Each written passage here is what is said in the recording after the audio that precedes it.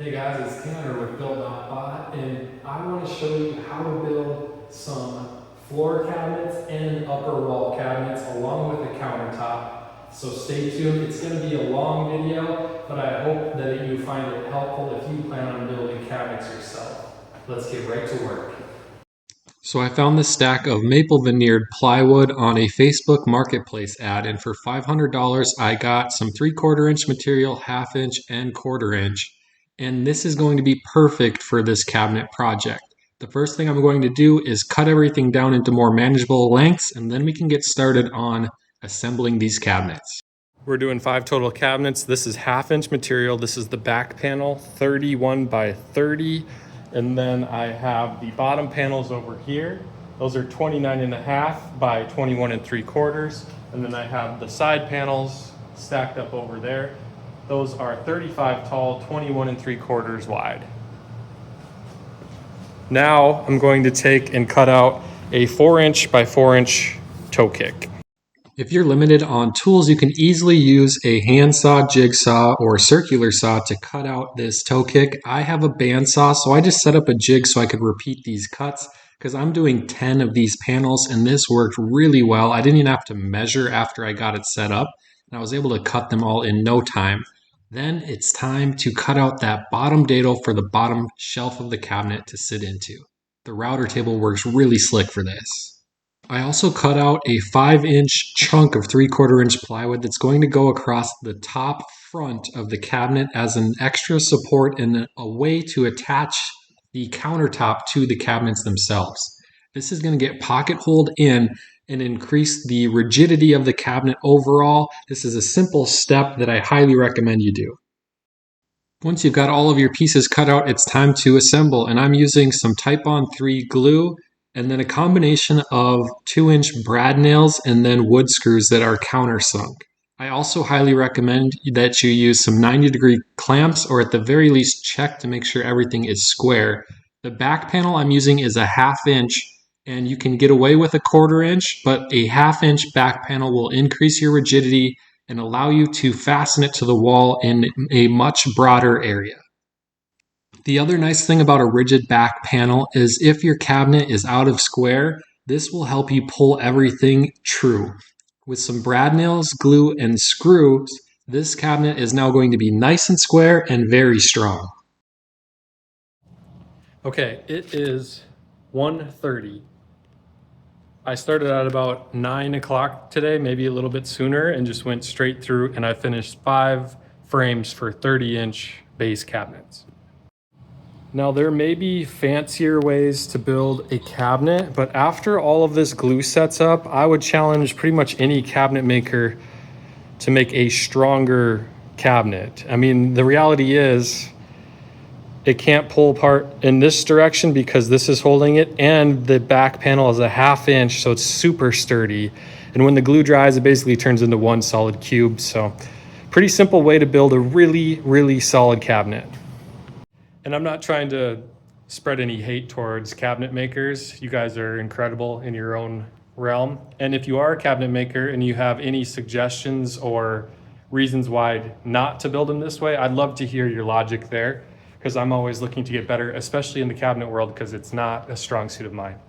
Now, I'm gonna let these kind of sit and allow that glue to cure. And then we're going to start working on the face frames. Each one of these is going to have a drawer, like a small pull-out drawer, 4 or 5 inches, and then 2 doors that meet in the middle. And that's we're just gonna run the same style all the way through. Unless I have a little bit of space on the end, I might put a small cabinet with just drawers in it.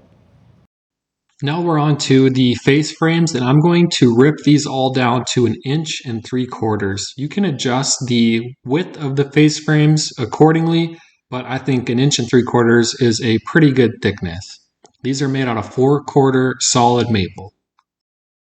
With the help of a precision block, I made these stiles hang over the outside of my cabinet by 1/4 inch on each side. Then I can measure in between the two of them, or make a mark and measure the gap between the two marks to cut the inner portion, which would be the rail in this case. Once you've got everything cut out to the proper length, it's time to pocket hole. I'm doing 2 per piece, and then I'm going to add some type on 3, clamp it, and put these pocket holes into place to hold that face frame nice and tight. Well, things were going too darn good. Something was bound to go bad. It turns out when they tell you that the coarse thread screws for pocket holes are for softwoods and that you need to use fine thread screws for hardwoods, there's a reason for it. And I ended up doing some major damage on the stiles of this cabinet.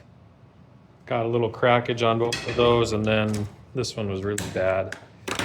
So I'm kind of on a time crunch, and I might have to make a new one. This one is pretty, like, really bad.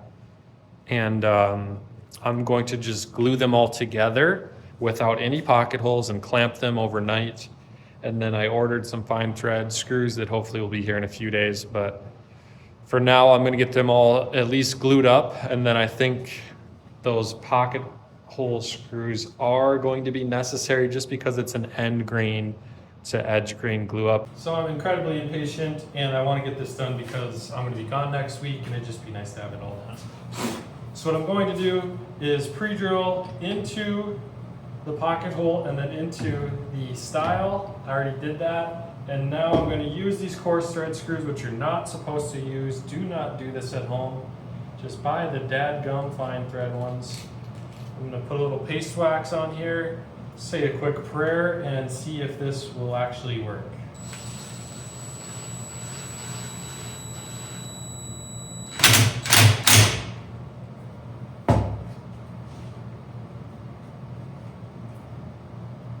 I think we're in luck. I'm going to just very carefully go through and put screws in all these so that either late tonight or tomorrow morning I can get up and mount all these on the cabinets. Since I was able to get the pocket holes to hold those face frames together, I didn't necessarily have to wait for the glue to dry to install them.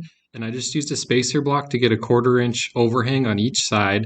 And then I used pin nails to hold it in place. And I really like using these pin nails because you don't have to fill the holes and they're really hard to see. So that worked out pretty well. I'm going to add clamps to get a little bit more squeeze out pressure, but from like 6 feet away, it's hard to see where I put those pins. If you get up really close to them, you can see that tiny little hole there. So kind of a cool way to do it. 1 down, 4 to go. All right, we are officially calling it a day. 5 base cabinets completely cut out, assembled, face frames cut out, assembled, and installed in 1 day. And I took a long lunch break and took the family out for supper. So it's a quick project. And if I wasn't messing around, I think I could have gotten started on at least cutting out the materials for the drawers and the doors, but I'm satisfied for a Saturday. So I went ahead and added clamps. I just figured better to be safe than sorry. So each cabinet is clamped. It has little pin nails in it. That glue's gonna set overnight. I'm out of here. All right, it's the next day, and I'm gonna get started working on the drawers and doors. We're gonna go with the shaker style, timeless, simple. The one thing that I'm going to do that I might advise you to do differently is I'm going to be using plywood for the rails and stiles on the shaker style doors. The reason I'm going to be using plywood is because I've got this leftover stuff. This was all cut-offs, and this is all pre-finished maple veneer. And these just so happen to be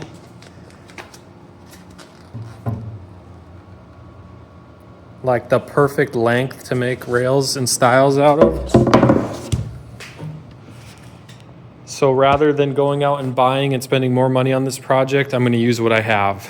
And these are going in my garage. I think they're going to look nice. I'll edge band them. The inside panel is going to be 1/4 inch. I just use this to give me our 1/2 inch mark here and here.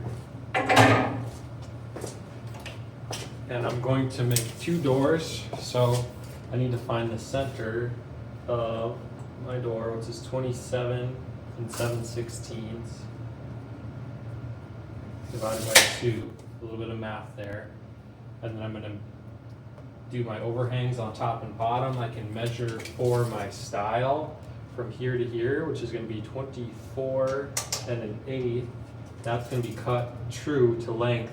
I'm going to have to do a little bit of math to figure out the rails because I need to subtract the thickness of the style. Hopefully this helps with any confusion. I don't have to do any math on the stiles. Those are going to be 24 and 1/8, and they're just going to be the full height of the cabinet. The width of the cabinet, we subtract 2 1/4. That's how wide my rails and stiles are going to be. So you're going to subtract that twice, get 9 and 11/16. That's going to give you the inside width, but then we need to add a tenon to that. I'm going to do a 3/8 tenon. So I'm adding 3/8 times 2, which is 3/4 of an inch, to 9 and 11/16 to give me my final full rail width, 10 and 7/16. Now keep in mind, your cabinets are probably going to vary due to their size, etc., and how wide you want the actual shakers to be. I went with 2 1/4. I didn't want them to be too big because these doors aren't going to be all that big. Our span is 30 total inches, and then you're cutting that in half because both doors are going to meet in the middle. If you have any questions about your reveals or your sizes, just let me know in the comments below. I'll do my best to help you out, but pretty much everybody's cabinet project is going to be different. So let's go ahead and start cutting out all of that plywood into 2 1/4 to start with, and then I'll set up my stop block to cut it all to length.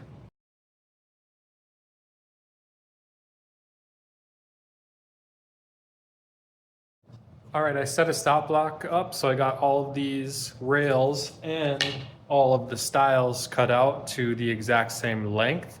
Now I need to create the tenon on the rails, and then I also need to cut a dado into all of the pieces for the center panel to slide into.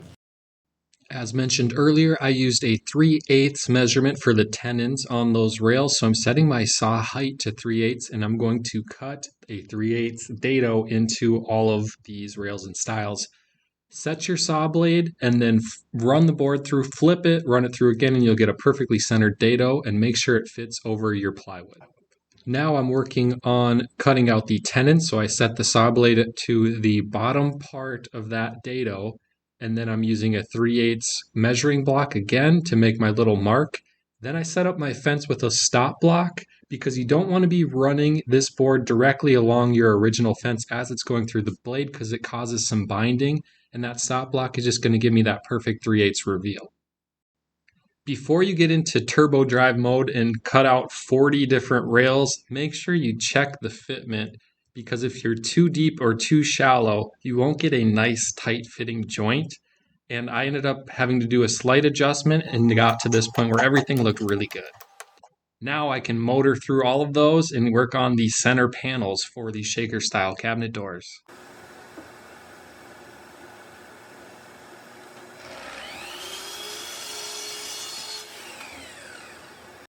Once again, it's good practice to dry fit everything and make sure that center panel fits in perfect before you go and cut out a bunch of them.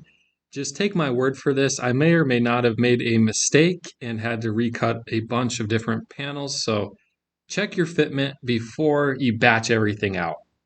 Now the center panel, which is 1/4 inch maple veneered plywood, did not come pre-finished. So I'm sanding it all up because there were a lot of scuff marks on it. And then I did a couple different tests to get the closest match to those outer rails and stiles. And I found that Minwax polyacrylic was the closest bet, and that's in a satin finish. So I sprayed this on, and then I would sand with 220 grit between coats, and I ended up with 3 total coats, and I'm really pleased with how it turned out. I had my fingers crossed because as I was spraying, a storm was rolling through, but everything dried in time, so we were all good. And look at this finish and sheen on these cabinets. I let that poly cure for several hours before I started to glue up and assemble all of the shaker style doors. I like to add a little bit of glue in those dados as well as on all the tenons so that inside panel doesn't rattle around when you open and close the doors. Make sure you get a good clamping pressure on these, and those tenons, once that glue dries, are going to be very strong. I skipped through a lot of this next portion, but I used the Craig jig to bore out the holes for the Bloom soft close hinges. This jig is affordable and I've used it a ton over the years. It allows you to get that perfect placement for your hinges and for the pilot hole screws, and it just works great for what it's worth. And then I bought some maple veneer. This is the iron-on stuff. And this is really simple to use. You simply iron it on and then trim off all the excess. It has an adhesive backer that doesn't get sticky until it gets heated up. I like to iron it and then press it on tight with a block, and that's going to get rid of these ugly plywood edges. All right, I've got a handful of these done. They look really nice. I do want to mention one thing though, because I feel like it's a pretty crucial bit of information, and that is that edge banding is very cost effective. I'm able to make these plywood cabinets very affordable and get a very nice finished look because of the edge banding. The rolls are cheap, $12 to $15 a piece, and I'm going to use probably 2.5 rolls to do 10 base cabinets with 2 doors each, so 20 doors worth. But I've been working for about 5 hours now on just edge banding, okay? And I'm not done yet. I've got at least an hour to go. So unless you have like an actual edge banding machine, if you're doing it this way where you're ironing it on, trimming it, sanding it, labor intensive. So you got to weigh those out. For me, I don't have a lot of money, so it's cost effective, but you're going to pay for it in labor hours. So just consider that before you do this. So I'm about to install doors. I just set the hinges in the Craig jig holes, push this up against here, and then I use this center boring bit to make sure I get perfectly centered on the hinge. This piece is the exact height of my actual cabinets, and using a jig like this just makes installing it into the frame much easier. Hey, you two, what are you doing? You helping me? Yeah. Isla, are you helping? You helping out? All right, guys, my son's gonna help me out with this quick. We took a precision block that was a 1/2 inch and marked a little line, and that's gonna be our overhang or our reveal. We've got our jig here, and I'm simply going to line up the top of this with that little mark at a 1/2 inch. And then my son is gonna take a marker and mark out where we pre-drill those holes. And we can go and mark all of these cabinets with this jig, drill them out, and then we can actually start installing all of the drawers, and they should fit up really nicely. See this little hole right here? Yeah. You're going to draw a little mark inside of that, okay? All right, yeah, go ahead. All right. And you do that one down there. There we go. And there's a little bit of play in these. They're kind of like an elongated slot. So if you do need to move them up or down, you just have to loosen this screw a little bit, and you have about a 1/4 inch of play in there. We're going to keep marking all of these out, and then it's going to be time to install the doors and start building the drawers. I did it by myself. You want to try one by yourself? Yeah. Okay, let me just help line it up for you. When I tell you to go, okay, go ahead. Okay. Dude, good job. Can I do the bottom? Sure, try it.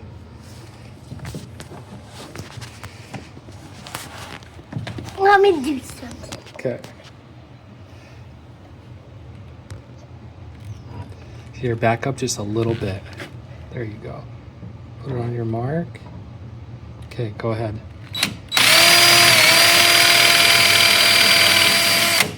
Okay, pull the trigger again. Dude, nice job, buddy.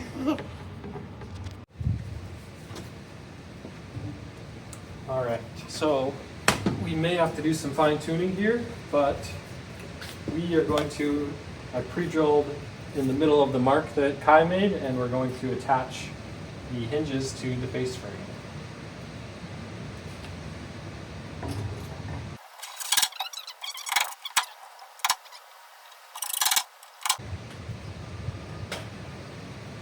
And since these doors aren't really heavy, I've been disabling one of the soft closes because it closes so slow.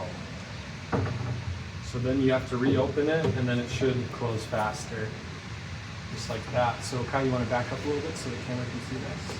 So we've got a 1/4 inch reveal here, and I have the ability to move those in or out if I need to. And I think I'm going to fine tune them by moving them in just a little bit, both of them in a little bit, so we cut that 1/4 inch gap to about 1/8 of an inch would be perfect. So our adjustment screws are right here and then at the way back of this hinge to move them in and out and side to side. But right now, everything lines up really beautifully across the top. Our soft close is working well. You want to close that one, buddy? There it goes. Cool, nice job. Before I get too far ahead of myself, I need to set some undermount drawer slides. I had some leftover 15-inch drawer slides from a previous project, and these are so expensive, I just have to use these versus spending a couple $100 on getting the correct length. So these are much shorter than the cabinet, but for our garage, it's gonna work just fine. I made my mark for the back of the slide to be flush with, and then I also made a mark at 1/8 of an inch inset from this. So I'm gonna set the front of the drawer slide right up to my pencil mark, and then I'm going to attach it to the front. I'm going to have to make a 1/2 inch spacer block because of the face frame sticking out 1/2 of an inch. I need to have the same sticking out towards the back so that this sits nice and flush with the wall. So I'm going to cut a couple 1/2 inch spacer blocks, and then I put 3 screws pre-drilled into these slides. These are the Bloom undermount drawer slides. This is kind of my plan, and I don't know that this is the best way. I'm certain there's better methods of doing this. So let me know in the comments below if you have a better idea on how to do this, but this is pre-finished already.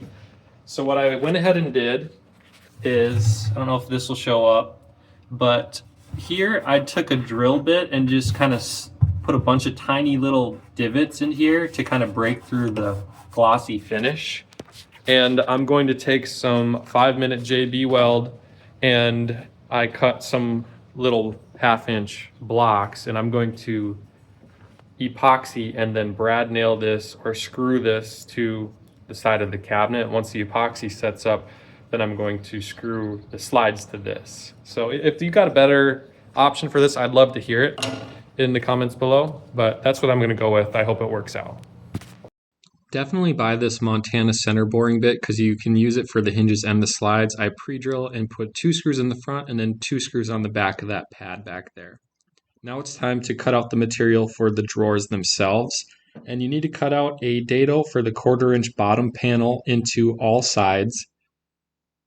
This needs to be at least 1/2 of an inch off the bottom in order for them undermount slides to have enough clearance. Building the drawer boxes, which if you're using Bloom undermount drawer slides and you're like me and struggle with reading and interpreting instructions, this is the most difficult part of this whole build in my opinion.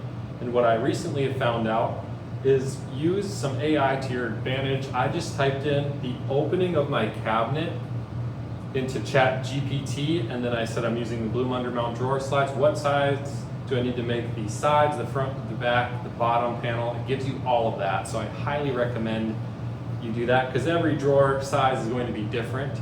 And then the last thing I wanted to show you, I started doing this on my last project, not my idea. I think I found it on a Bourbon Moth video, but the back of the drawers, I cut the bottom part off of it so that it just sits flush with the bottom panel. And the reason that I do this is because when I go to install the brackets that attach to the drawer slides, instead of having to cut out a little recess on each and every one of these that takes a little bit of time on the bandsaw or with the jigsaw, if you just zip off that entire piece, it makes the installation go so much quicker. Then I just add a little bit of glue, and you can either screw it to the from the bottom up or brad nail it from the bottom up. And I used this on one other project and it went really smooth. So little tip that I highly recommend you try. And I swear I'm not sponsored by Craig, but this is almost turning into a Craig ad. But the pocket hole jig is essential for cabinetry, in my opinion, especially if you're just a DIY person. Between this and that cabinet hinge boring jig, they're well worth the investment if you plan on getting into woodworking and especially into the cabinetry world. And I'm just going to use glue and pocket holes to assemble and hold these cabinet drawers together. I've done this in the past and I have not had a single failure or issue using this method. Another must-have purchase is this Rockler layout jig, and this makes installing these undermount slides a breeze. It takes away the guessing game and the math, and it's a super helpful tool to have.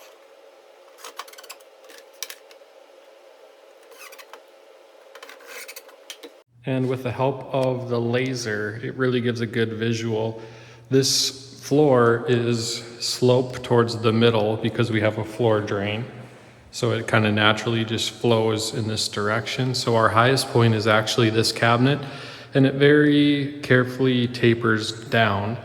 So I'm going to get my level line as close to the height of this one because that's our highest point. And then all these other ones we're going to have to just shim up to our laser line.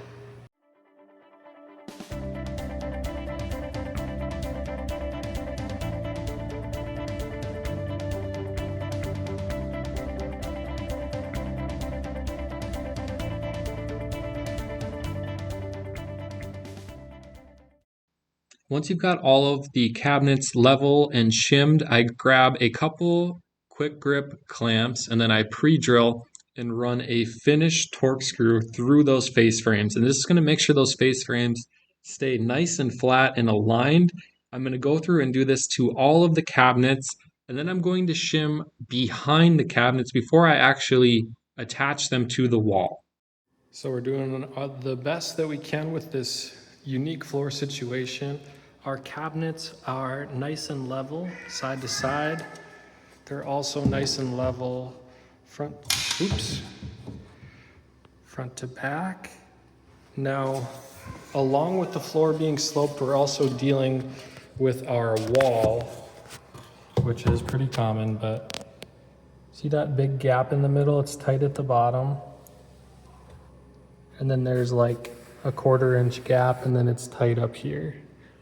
So for that reason, we are making contact with the bottom, and then we're working our way away from the wall. And what we need to do before we fasten this to the wall is put shims back here so that when we put a screw in, it doesn't pull this tight, which in turn would lift the front of this and make these no longer level.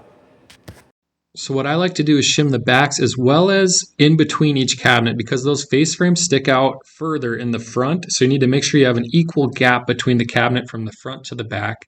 So I like to shim both in between the cabinets and the back. And what I found works really well is shooting a brad nail through these shims. That way, if you're making any adjustments, they don't fall down behind your cabinet. That brad nail just kind of tacks it in place for you as you work from one end to the other. Last thing we're going to do is get a pan head screw and mount it to a stud. Here's those shims so that when I tighten this, the cabinet won't shift or bind back there. If you use a regular Torx bit, you run the risk of it pulling through. This flathead really grabs and pulls and holds much better. So I recommend you get either a cabinet screw or just use a pocket hole screw. A couple other pointers: pre-drill and drill right where your shims are, not off to either side, or you could flex that in or out. This is why it's nice to have a 1/2 inch back, because then you can screw it pretty much anywhere. In my garage, these studs are actually horizontal, not vertical. So having it like this makes it easy. I could go from the top all the way down anywhere in that panel and screw and get a solid hold. I also want to mention that you want to keep the gap from the front face frame similar to the back. So shim the back so that these don't pinch in or push out. And I just got to trim all these shims off of here, and I'll be ready to install the doors and drawers. With all that leveling business over, it's fine. It's time for the fun part, and that's getting these doors and the drawers installed. And since we did all that prep work ahead of time, this becomes super easy. Everything is pre-drilled and marked. You just have to add your screws and then make any adjustments to level or push those cabinet doors in or out afterwards. Off camera, I took a piece of scrap plywood and then I did a layout marking on it for the particular cabinet handles that we're going to use. The nice thing about making a jig is you can confirm that your spacing is correct and that your screws are going to line up. And then you can use that as kind of a guide to keep your drill bit nice and straight and to get all of your holes laid out correctly so that installing these handles becomes much more simple. We've come too far and worked too hard to screw something up in the hardware installation part of this process.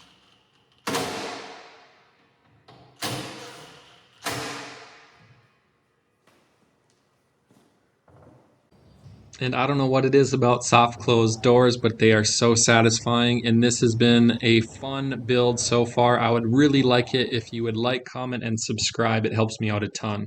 With that being said, I still need to build the countertop and the drawer fronts, both of which will be made out of 4/4 solid maple. Now this countertop is going to span almost 13 feet, which means I need to figure out a way to glue together boards end to end. And I'm using dominoes and pocket holes in hopes that I can keep everything aligned, and then those pocket holes will hopefully clamp those together tight and allow that glue to dry. This is going to be kind of set up like a butcher block style top, and I've never done anything quite like this before. In the end, I'm pretty confident in this method, and I'm not really worried that anything is going to pull apart or separate over time. While I'm waiting for that glue to dry, I dreamt up this idea of painting on a quote-unquote backsplash, and this is kind of balling on a budget in my opinion, just a afterthought of this whole process. And I will say I kind of like it. It's just simply painted on. I use some tape to line up everything to keep everything nice and straight. Let me know what you think of this idea. So somewhere I own a clamp that allows you to set your drawer fronts easily. I can't find it for the life of me, but I do have a backup method if you do not have one. Just run some screws from the inside of the drawer out and have them sticking out about 1/4 of an inch. Then line up the drawer front with a level or a laser line and kind of tap it against those pointy ends of the screw. They're going to leave these tiny little indentations, and those indents are where you're going to pre-drill, and then you can attach it with those screws from the inside out. And this method works pretty darn good if you're in a pinch. And just like with the doors, I made a jig for the drawers as far as the handle layout goes, and then I pre-drilled through that face front and into the actual drawer box itself. Then you're going to use the included hardware to attach it, and that's really going to firm up the face frame or the fronts to the drawers. And this just helps you get everything aligned perfect so that everything is symmetrical. It's worth the extra effort to make some sort of a jig for aligning everything.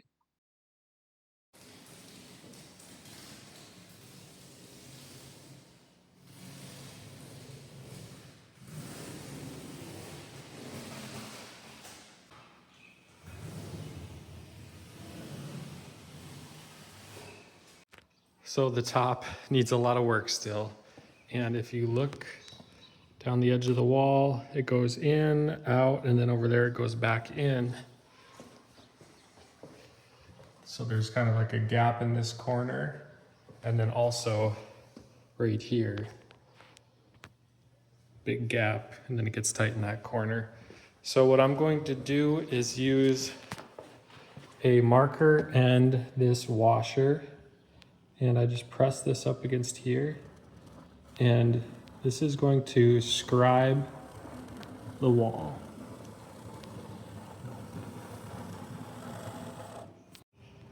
So I'm just working on the face of the cabinet, and it's less than 3/4 of an inch thick, and I like a little bit of a beefier look from the front, so I just cut a small strip that is just less than our clearance overhang here, so it has a little bit of room. And I'm going to just glue this down all the way to the end.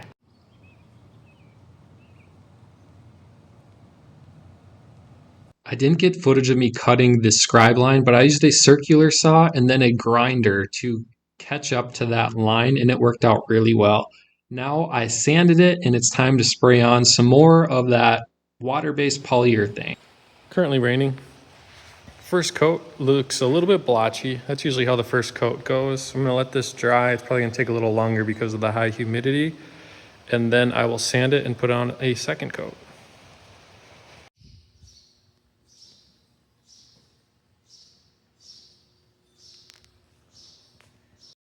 And of course, my wife came out to look at everything and said, "Are you going to do anything about those ugly windows?" And I was like, I wasn't planning on it, but sure. So I got some scrap pine material I had laying around, and I made a very quick face frame and trim work for the window, which I will say it was necessary. It just wasn't in my deck of cards.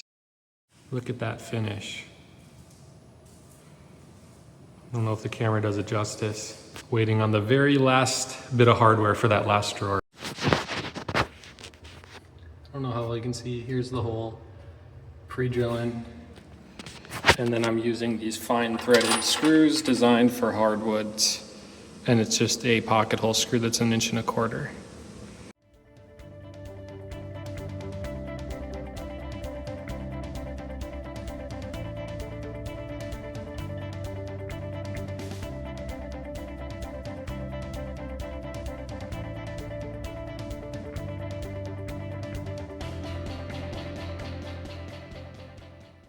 Alrighty, that's going to wrap things up for the lower cabinet build video. I'm going to release the upper cabinet build video shortly after this one comes out, so stay tuned for that. If you have any questions, feel free to ask me in the comments below, and thank you so much for tuning in. I hope this video is helpful to you if you plan on tackling a task similar to this, and we will see you on the next build.